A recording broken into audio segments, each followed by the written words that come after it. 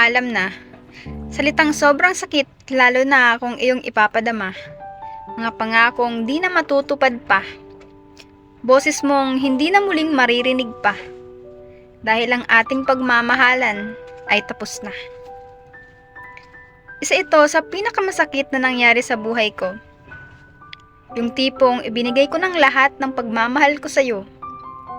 Hanggang sa puntong ubos na ako.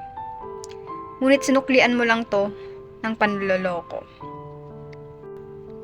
Sana nung una pa lamang ay sinabi mo na ang totoo, na may nauna na pala sa puso mo.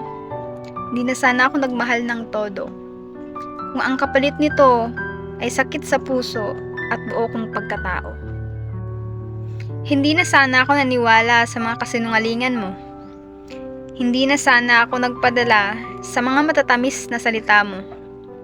E di sana hindi na ako lumuluha kapag naiisip ko ang dating tayo.